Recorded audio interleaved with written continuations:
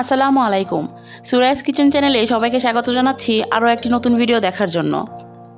আমার আজকের রেসিপি কবুতরের মাংস রান্না। অনেকে অনেক উপকরণ দিয়ে মাংস রান্না করেও রান্নার স্বাদ বাড়াতে পারেন না, তাদের জন্যই আমার এই ভিডিওটি। কারণ আমি আজকে আপনাদের করে দেখাবো কীভাবে অল্প উপকরণ দিয়ে রান্না করেও অতুলনীয় স্বাদের কবুতরের মাংস রান্না করা যায়। আশা করি আমার ভিডিওটি আপনাদের ভালো লাগবে। এখন আমি কবুতরের মাংস রান্না করার জন্য চুলাতে একটা কড়াই বসিয়ে তাতে পরিমাণ মতো তেল দিয়ে দিয়েছি। এখন আমি অনেকগুলো রসুনের কোয়া মাঝখানে কেটে দিয়ে দিয়েছি। কবুতরের মাংসতে রসুনটা একটু বেশি দিলে খেতে ভালো লাগে। এখন হাফ কাপ মতো পেঁয়াজ কুচি আর গরম মশলা দিয়ে তেলের সাথে ভালোভাবে নেড়েচেড়ে ভেজে নেব। পেঁয়াজ আর রসুনটা যখন কিছুটা নরম হয়ে এসেছে তখন আমি স্বাদ মতো লবণ দিয়ে দিব। আবারও নেড়েচেড়ে ভেজে নেব। এখন 1 টেবিল চামচ মতো আদা রসুনের পেস্ট দিয়ে দিব। আবারও নেড়েচেড়ে ভেজে নিব। ভাজা হয়ে গিয়েছে, এখন সামান্য পানি দিয়ে দিব।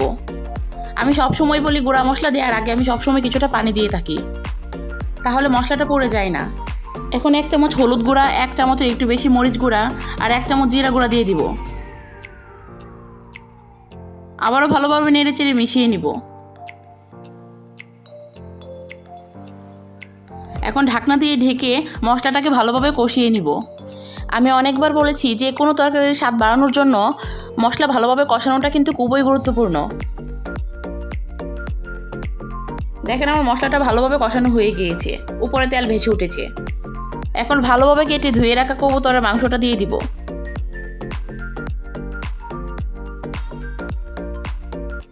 মাংসগুলিকে মশলার সাথে ভালোভাবে মিশিয়ে নিব। মেশানো হয়ে গিয়েছে, এখন ডেকে ভালোভাবে কষিয়ে নিব।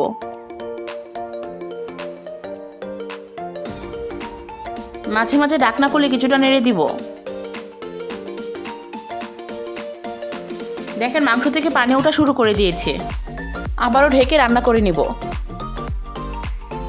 মাংসটাকে ভালোভাবে কষানোর পর এখন ঝোলের পানি দিয়ে দিব। এখানে কিন্তু অনেকক্ষণ যাবত আমি মাংসটাকে কষিয়ে নিয়েছিলাম।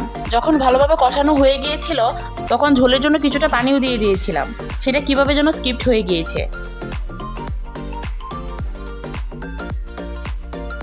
এখন আবারও ঢেকে রান্না করে নিব। আমার মাংসটা হয়ে গিয়েছে, এখন নামিয়ে নিব। যেহেতু কবুতরের মাংস সিদ্ধ হতে বেশি সময় লাগে না, আর কবুতরটা অনেক ছোটো আর কচি ছিল, তাই রান্না হতেও বেশি সময় লাগেনি। আর কবুতরের মাংস এমনিতে অনেক সুস্বাদু হয়, তাই বেশি উপকরণ না দিয়ে এভাবে অল্প উপকরণে রান্না করলেই এক তরকারি দিয়ে অনেক ভাত খেয়ে ফেলা যায়, অন্য কোনো তরকারির প্রয়োজন হয় না। ভিডিওটি কেমন লাগলো জানাবেন। চ্যানেলটি সাবস্ক্রাইব করে আমার পাশে থাকবেন। আল্লাহ হাফেজ।